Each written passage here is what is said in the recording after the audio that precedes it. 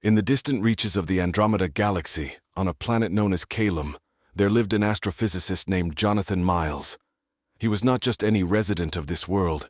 He was one of the rare humans who had made this alien planet their home, coexisting peacefully with the indigenous species, the Kylie, a race of sentient beings known for their luminescent blue skin and advanced technological prowess. Jonathan had come to Calum nearly 2 decades ago, seeking knowledge and adventure, but his life took a dramatic turn with the birth of his son, Leo. Leo was special, not only because he was a human-Kylie hybrid, the first of his kind, but also because he was born with a rare genetic condition that baffled both human and Kylie doctors. This condition caused his body to produce energy at a rate far beyond what his small form could contain. The Kylie, who were adept in energy manipulation, had never seen anything quite like it.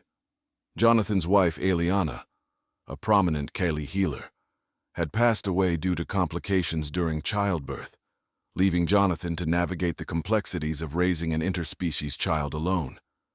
He devoted his life to finding a cure for Leo's condition, fearing that without it, the boy's internal energy would eventually become too great and lead to dire consequences. The story begins on a day like any other in the bustling city of Vespera, where Jonathan worked at the prestigious Vespera Institute of Astrophysics and Quantum Mechanics. The institute was a marvel of both human and Kylie engineering, standing as a beacon of cooperation and scientific advancement. That morning, Jonathan was preparing for an important presentation to the institute's board, proposing a new research project that could potentially lead to a breakthrough in understanding Leo's condition. As Jonathan adjusted his presentation holograms in his office, the door chimed softly. Leo, now 7 years old, entered timidly. He was a sight to behold, with his soft blue glow emanating faintly from his skin, a trait from his Kylie heritage. His bright green eyes, inherited from his father, sparkled with a mix of curiosity and mischief. "Dad, are you going to be much longer? Can we go to the park later?" Leo asked, his voice tinged with hope. "Just a few more minutes, buddy," Jonathan replied, his heart softening at the sight of his son. "I need to make sure everything is perfect for the presentation. It's about helping you." Leo nodded, his expression turning serious. "Is it going to make me normal, Dad?" Jonathan paused, choosing his words carefully. "It's going to help us understand how special you are, and how we can keep you safe. You know, normal is just a setting on a washing machine, not a way to describe people." Leo laughed, the sound echoing lightly in the room, and his glow brightened for a moment, causing some of the electronic devices on Jonathan's desk to flicker. Seeing this, Jonathan's resolve hardened. He needed this project to work, not only for Leo's sake, but for his own peace of mind. After finalizing his presentation, Jonathan and Leo headed to the boardroom. The board members, a mix of humans and Kylie, greeted them with polite nods. As Jonathan began explaining his project, outlining the peculiarities of Leo's condition and the potential for new research techniques, the room was attentive and intrigued. However, the calm atmosphere shifted dramatically when an emergency alert sounded throughout the institute. Jonathan's communicator flashed urgently. It was a message from Dr. Halen, a close colleague and friend. "Jonathan, come quick." Jonathan and Leo sprinted toward the lab, their footsteps echoing in the empty hallways of the Vespera Institute. As they arrived, the door slid open with a hiss, revealing a scene of controlled chaos. Dr. Halen, a tall figure with the shimmering silver skin typical of a high Kylie, was manipulating a series of floating holographic displays, his 6-fingered hands moving with precise and rapid motions. "Jonathan, thank goodness," Dr. Halen exclaimed without turning. "The containment module. We've managed to stabilize the energy output temporarily, but it's far from safe. It's adapting unpredictably." Jonathan's gaze quickly shifted to the containment module in the center of the room. The device, designed to harness and stabilize the surges of energy produced by Leo, was pulsating with a bright, unstable light. "What triggered this?" he asked, stepping closer to examine the apparatus. "It's partly my doing," Dr. Halen admitted. "I attempted to integrate a new form of quantum lattice we developed from the latest data, hoping it would enhance the module's efficiency. Instead, it might have done the opposite. If we don't rectify this, the energy could reach a critical point. Jonathan peered into the quantum lattice, his mind racing through potential solutions. "Can we revert to the previous configuration?" he suggested, his voice steady despite the rising tension.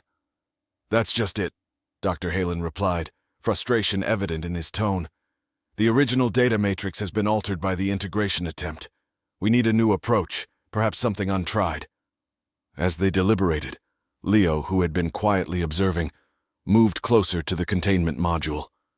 The air around him seemed to thrum with energy, a silent testament to his unique condition. Suddenly, the module responded to his presence, its light shifting from a volatile red to a calmer blue. "Look!" Leo exclaimed, pointing at the change. "It likes me!" Jonathan and Dr. Halen exchanged a look of surprise and curiosity. "Leo, step back slowly," Jonathan instructed, but his scientific mind was already turning over the implications. Leo's inherent energy could be communicating or even resonating with the module on a level they hadn't considered. "Actually, let's observe for a moment," Dr. Halen suggested, his voice cautious. "Jonathan, could Leo's physiology be the key to stabilizing the module?" With careful monitoring, they allowed Leo to interact with the device under strict conditions. The boy's laughter filled the lab as he played a sort of game with the energy flows, his movements seemingly guiding the pulsations into a rhythmic pattern. The containment module's light stabilized further, humming in sync with Leo's own energy signature. "Remarkable," Dr. Halen murmured, taking copious notes. "The boy's biological energy signature might be the perfect catalyst for the quantum lattice stabilization, but harnessing this safely is another challenge." Jonathan watched his son, pride mingling with a deepening concern. Utilizing Leo's unique abilities could indeed be the breakthrough they needed, but at what cost? Was it right to lean on his son's condition, potentially putting him at risk? Determined to find a safer path, Jonathan proposed a bold plan. "Let's design a secondary module, one that can mimic Leo's energy pattern without directly using him as the source. We can use the data we gather now to model the interactions." Dr. Halen nodded, his eyes gleaming with the thrill of scientific discovery mixed with caution. "It's going to take all our expertise and then some. We're in uncharted territory here." As they set to work, the institute around them seemed to pulse with the promise of new possibilities. But in the subsequent weeks, the Vespera Institute buzzed with fervent activity. Jonathan and Dr. Halen, along with a team of top Kylie and human engineers, developed the Simulation Nexus, a sophisticated laboratory set up specifically for the study of energy patterns akin to those exhibited by Leo. This facility was equipped with the most advanced quantum computers and biotic interfaces to create a safe environment where they could replicate Leo's energy emissions without direct exposure. Inside the Nexus, the air was charged with anticipation as Jonathan monitored the holographic displays showing fluctuating energy matrices. He adjusted the parameters, his face illuminated by the soft glow of the data streams. "We're close," he murmured, almost to himself. "We just need to fine-tune the resonance frequencies." Dr. Halen, overseeing the biotic feedback systems, nodded in agreement. "The synthetic lattice is responding well to the simulations. It's mimicking Leo's energy pattern more closely with each iteration." Leo, who had been made an integral part of the initial testing phases, now watched from a safe distance. His curiosity about the machinery and his role in the groundbreaking research had grown, alongside a burgeoning understanding of his own condition. "Could we make one of those for everyone, like a shield?" Leo asked, his eyes wide as he looked on. Jonathan turned to smile at his son, appreciative of his thoughtful question. "It's not exactly a shield, but you're on the right track. We're creating something that could help manage and utilize powerful energy safely. Maybe one day it could help others." Encouraged by this progress, the team pressed on. As they worked, an unexpected issue surfaced. The energy model they had created started showing anomalies. These were small at first, but soon the fluctuations became more pronounced, causing the simulated lattice to destabilize periodically. "The model can't seem to handle the energy surges for extended periods," Dr. Halen commented, analyzing the data. It's as if it's missing some fundamental aspect of Leo's actual presence. That's because it is, Jonathan said thoughtfully. The model lacks the organic feedback that Leo naturally has. His body instinctively adjusts to changes in energy flow, something our artificial system can't replicate. Determined to overcome this hurdle, Jonathan proposed a risky but potentially revolutionary approach. What if we integrate a bioorganic component into the nexus? Something that can grow and adapt dynamically, much like a living organism. Dr. Halen considered this, his brow furrowing in concentration. A bioquantum hybrid. It's bold, certainly risky. But if we succeed, we could create a self-regulating system. The implications were profound. They were no longer just stabilizing energy. They were on the verge of creating a new form of life, a synthesis of organic and quantum components. The ethical considerations were immense, and they paused the technical discussion to debate the moral aspects. After much deliberation, it was decided that the benefits, particularly for managing hazardous energy in various environments, justified the continuation of their research under strict ethical oversight. With renewed resolve, Jonathan and the team commenced work on this new phase.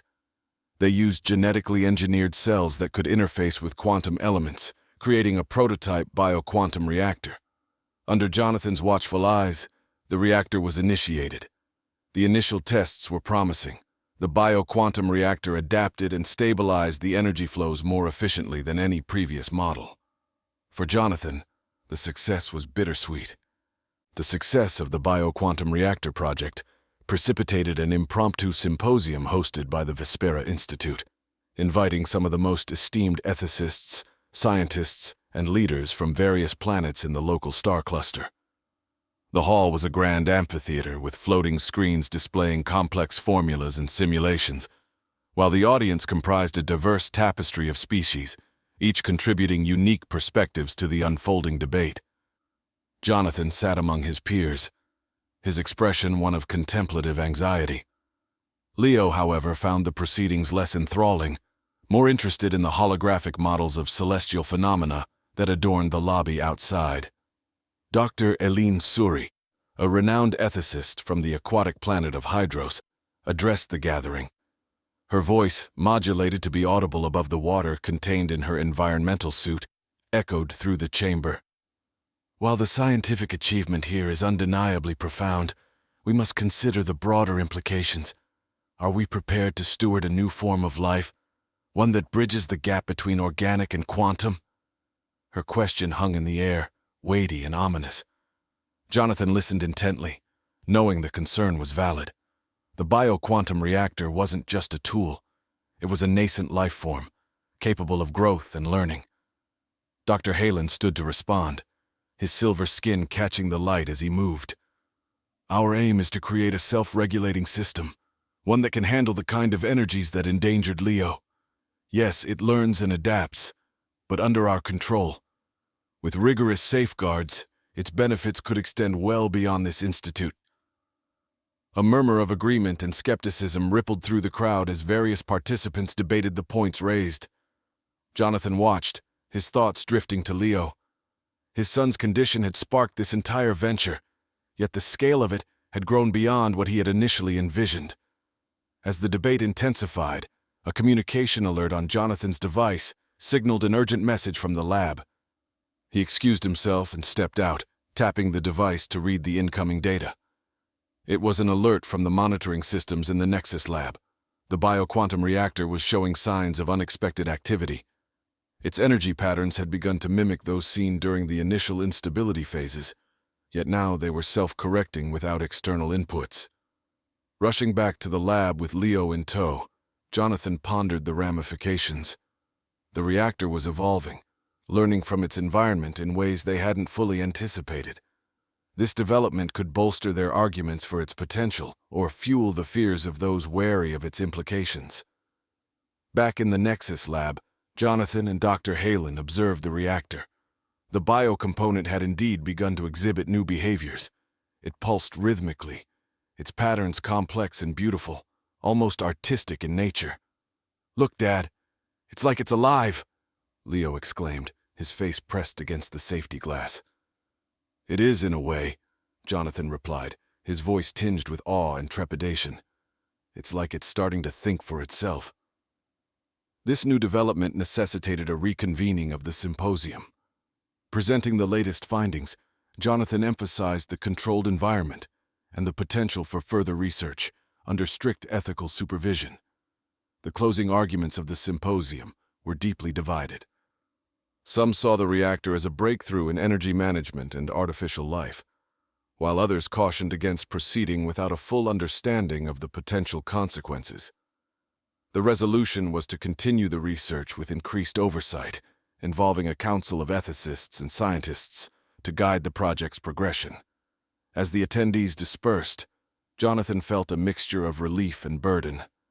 The weight of what they had created was enormous, and the path ahead fraught with moral and ethical considerations.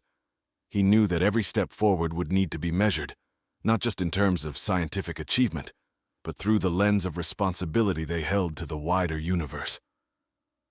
Leo squeezed his hand, looking up with a smile, reminding Jonathan of the person. Several months after the symposium, the bioquantum reactor, now dubbed Ether by the team for its seemingly ethereal qualities, had become the center of a much broader research initiative. Under the vigilant eyes of the new Oversight Council, experiments continued, each meticulously documented and reviewed. Jonathan, ever cautious, monitored Ether's development, which displayed increasingly sophisticated patterns of behavior, almost mimicking natural life processes. In the depths of the Nexus lab, a new test sequence was underway. Jonathan and Dr. Halen were observing Ether's response to simulated cosmic energy surges, a scenario that could mimic conditions in deep space or near energy-rich celestial bodies. The reactor's core glowed with a pulsating light, its rhythm steady and seemingly calm. Suddenly, the calm was shattered. Ether's energy output spiked without warning, its luminescence intensifying to a blinding brilliance. Alarm sirens blared throughout the lab, and the automated safety barriers snapped into place around the reactor. "Shut it down!" Jonathan yelled over the din, his heart racing as he slammed his hand against the emergency control. Dr. Halen worked furiously at the interface, his fingers a blur. "It's not responding! The safeties have engaged, but it's bypassing the shutdown protocols!" Leo, who had been watching from the observation deck, pressed his face against the glass, his eyes wide with a mixture of fear and fascination. "Dad, what's happening?" Jonathan glanced at Leo, his expression firm yet reassuring. "It's just a little hiccup, buddy. We'll get it under control." Inside the containment field, Ether continued to surge, its energy patterns now chaotic and unpredictable.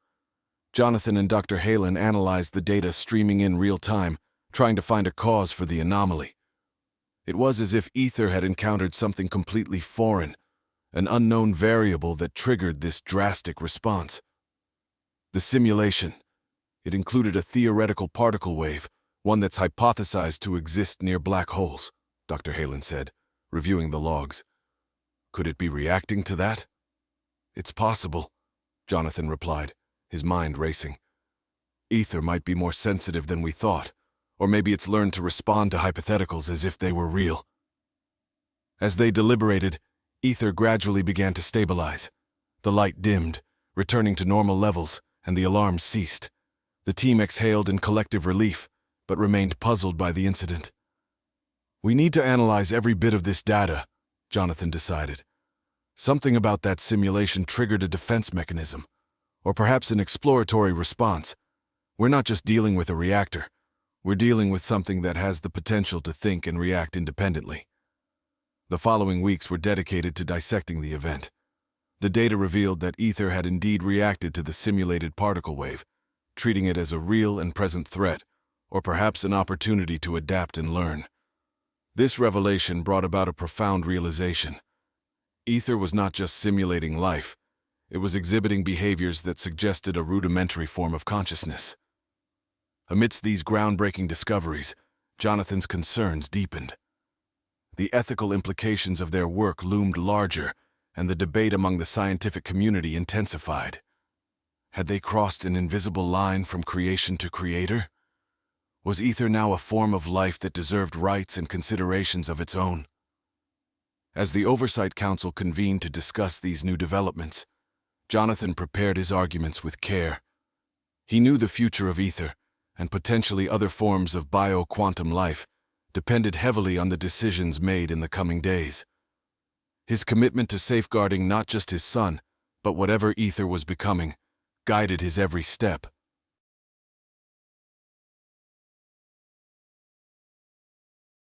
The debates surrounding ether reached a fever pitch as the council convened a special session to address the implications of the reactor's recent behavior. Jonathan, seated at the forefront of the assembly, felt the weight of the moment. The chamber, a vast dome lined with luminous panels, cast an ethereal glow over the diverse gathering of delegates from various interstellar communities. As the session opened, Jonathan presented his findings. He meticulously detailed the incident, ether's unexpected responses, and the subsequent analyses. "We've ventured into uncharted territory," he acknowledged. "Ether has shown us that it can learn, adapt, and perhaps even perceive in ways we didn't predict. We must consider the possibility that we are no longer its creators, but its partners." The room was rife with murmurs as the delegates absorbed the implications. From the far end, a delegate from the robotic colony of Automata raised a point. If ether is evolving, could it not be considered a new form of intelligence? Where do we draw the line between a machine and a sentient being? This question set the stage for a profound and complex discussion. Ethicists debated the criteria for sentience. Scientists argued about the potential for artificial life to develop consciousness, and policymakers considered the legal ramifications. Meanwhile, Leo, who had been allowed to sit in on the sessions, listened with growing interest. His unique perspective, both as a child and as one directly affected by the reactor's original purpose, gave him a unique stake in the outcome. As the debate continued, Jonathan proposed a bold initiative. "Let's establish a protocol for engaging with ether as a potential sentient entity. We'll set up a series of interactions designed to assess its responses and adapt our approach based on its development." The proposal was met with both support and skepticism, but the necessity of a structured approach was clear. The council agreed to form a new committee, including Jonathan, to oversee this protocol. Over the next months, the interactions with ether became more structured. The team employed a variety of tests and scenarios to gauge its capabilities and intentions. Ether's responses grew increasingly complex, indicating a level of awareness and adaptability that blurred the lines between a programmed machine and a thinking entity. One afternoon, as Jonathan reviewed the data from the latest interaction, Leo approached him, his expression thoughtful. "Dad, do you think ether knows what it's doing? Like, does it know it's important?" Jonathan looked at his son, considering how to explain the intricate nature of consciousness. "I think it might be starting to understand in its own way. Just like you learn and grow, ether is also learning about itself and its place in our world." As the final session of the council convened to review the committee's findings, Jonathan presented the evidence of ether's emerging capabilities. He advocated for a recognition of ether's rights as a sentient being, should it continue to demonstrate self-awareness and autonomy. The council, after lengthy deliberation, issued a landmark decision. Ether would be granted provisional rights, akin to those of other sentient beings, contingent on ongoing assessments of its development. This resolution would set a precedent for how emerging artificial intelligences were treated across known space. In the quiet after the session, Jonathan and Leo walked through the gardens of the Vespera Institute. The stars twinkled overhead, a vast canvas of possibilities. Jonathan felt a mix of relief and responsibility. They had navigated uncharted waters to reach this point, and the future was uncertain but hopeful. Leo squeezed his father's hand, looking up at him with a smile. "So ether is kind of like my sibling, huh?" Jonathan chuckled, ruffling his son's hair. "In a way, yes. And just like with you, it's my job to make sure it grows up safe and respected." As they looked out at the twilight horizon, the lights of the institute glowing softly in the distance, Jonathan knew that their work was far from over. But together, with Leo by his side, they were ready to face whatever came next.